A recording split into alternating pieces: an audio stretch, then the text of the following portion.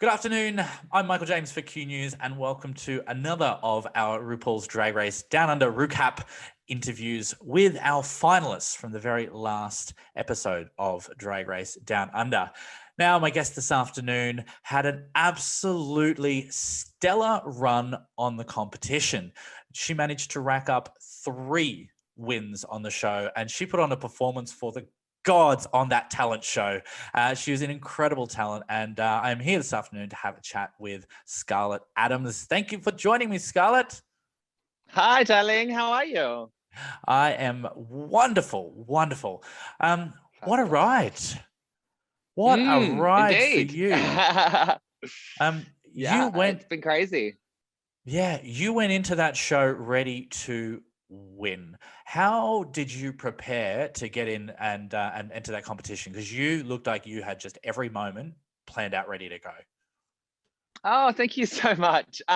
It was. I didn't go into the show being like, I'm going in to win, and I want to win, but I wanted to get like to top 5, and that I would be happy with that. And majoritively, I just wanted to go and have the best time possible, take as much of it in as possible, and just do my absolute best. And I'm really happy and really proud of the work that I put on Drag Race. And I think I did that. Yeah, there was some amazing work on there. Do you make your own costumes as well? Or were yours? Yes, I do. Impressive as well. So Thanks. that red dress, that you made that one as well? The red dress, oh, for the finale, that Yes. with the rhinestones and the chill. Yes, I did make that. I did have a little bit of help with the rhinestoning though, because there was, I think, about 7,000 rhinestones or something on there. It took so many hours. I had a close friend come over and help me with that. Oh, I can imagine. But again, they're amazing costumes. And that pole routine, how long have you been doing pole that you could manage to pull off that? Do you know that is I've only been doing pole for about a year. It'd been about a year by the time I went to perform on Drag Race. And that was the first time I ever performed on the pole for an audience or ever in drag. So that was my first time. It was very nerve-wracking. Oh, it didn't look like you had nerves. It looks like you were there to slay with that. That was incredible. Thank you. And so you had an incredible run on the show, and you got right to the end.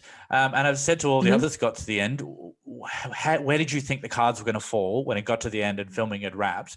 What were you thinking? We got closer to it. Did you think you had it in the bag, or was it anyone's game?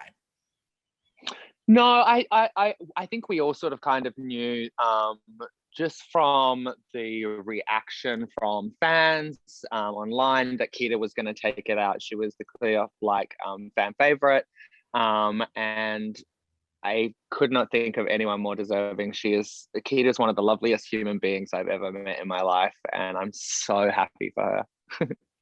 She was amazing, and it was a fantastic win. Yes. Now, there was amazing stuff on the show, and there's obviously some stuff that we want to touch on. And I suppose you really haven't had a chance to do many interviews to talk about these things. We saw on the show, and we've been waiting to get to talk to you about these things. So obviously there was the controversy around your past history of blackface and some cultural appropriation with some costumes that you've done, and you talked about that on the show. At first, I just wanted to go, I suppose, what was the catalyst for you deciding at that time in that workroom that was the time to talk about it? Was there something that triggered you there, or was that a production decision? Well, yeah, I mean, that was the moment. So like in the workroom when we're getting ready, we ask each other questions to get conversation going and stuff like that. And you've seen other episodes where we talk about our relationship with our families and stuff like that. And it was that episode that someone asked the room, and I think it was Art or etc. Asked the room, has anyone done anything that they regret in drag? And I couldn't in good conscience sit there and be like, no, not me, when that is definitely something that I regret from my career. So that was the moment that was the moment that it was. Like that's when it happened, because that's organically what happened. Yeah, it's hard to know when you have editing as to whether or not those two moments had actually tied together or not, or if there was something more. So I was just, I suppose, curious about the catalyst for that one. Yeah. And so that conversation happened, and then obviously the world got to see it once it aired on television. And I know that, you know, regardless of somebody's position in a situation, whether they're in the right or the wrong, the internet is a shit horrible place for people, because people want to have an opinion. What was I suppose the fallback on you from when that episode aired and people's reactions, and I suppose coming at you on social media? It's been a very difficult thing to navigate, because, I mean, out of all the advice that we were given by all of the judges and guest like appearances, and Rue and Michelle and Raven, that were all don't read the comments. And that is something that I really tried to do quite a lot, is not read the comments, because it can just be like a cesspool of hate. And for my mental health, and looking after my mental health, which has been a really difficult thing to do over the last several months, I try not to look at anything majoritively, but I have had lots of conversations with people in person about it. But that's fantastic. I think that's what needs to happen. And, you know, when situations like this happen online, and, you know, we had a terrible instance in Brisbane last year with, you know, something that was not race related, but it was a really horrific incident, and it went so badly because people are so inclined sometimes to go and attack rather than have conversations. And I think it's important that we have conversations and we have discussions about these things. And, you know, the feedback that I've got from speaking to other queens as well was that the most important thing to come out of this is that we should be listening to the voices of people of color, and particularly First Nations 100%. Australians. And so I suppose we have heard your apology, and no doubt that is genuine. But what I wanted to know was, what have the conversations been to you from First Nations people and people of color about how they have accepted your apology, how they've accepted the things that you say you're going to do moving forward to repair the situation? What has that specific dialogue been like? What are they saying? If you could shed some light on that for me. Sure. So it's been everybody's different, and I've got a lot of messages from people of support and understanding and forgiveness, and then a lot of messages of people who aren't ready to forgive, which is 100% their prerogative and totally fine. Majority of the people who have ever met me or know me have been quite supportive, and then I've had like lots of conversations with the people in my community, like my local community, and people that I've worked with before about it. And there's been a lot of people who have never met me, who have only sort of seen what they presented online or presented on the show, who aren't ready to forgive, and that's 100% their prerogative. But I guess at this moment, the best, or the only thing really that I can do is to uplift the voices of Indigenous and people of color. And because it's not, it's not like up to anybody to tell anyone how they should feel, or whether they should accept it, or whether they should move on, or because it's up to individual people's what's the word I'm looking for? Decision or prerogative to make that decision. Yeah, absolutely. And so when we're talking about, I suppose, the positive voices of the people that you've had dialogue with, and they say, look, you know, we are ready to forgive. What did they say? What do they want you to do, and how do they want you to move forward to fix this? And what do they have to say, I suppose, more pointedly, is their voice in the situation? Yeah, the response has been majoritively to lift up the voices of people of color in the community, and use my platform to do that. And yeah, that's majoritively been what it's been about. The people who have messaged me with words of support understand that people change, and then they want to make sure that the conversation is about change and growth, as opposed to cancel culture and canceling people for mistakes that they've made, and then that just being like the end of the story. Because the purpose of accountability is to change opinions and to change behavior. Excellent. And so those people that have been listening and they've said, listen to what you say that you're doing and your apologies, do they say that that is enough and that is really indicative of change, and that what you're doing is right in terms of platforming and the things you said you're doing in terms of booking more people of color and having more of a platform? Are they supportive and they say, yes, like you are on the right direction for what you need to do to demonstrate that change? Yeah, absolutely. Yeah. Good.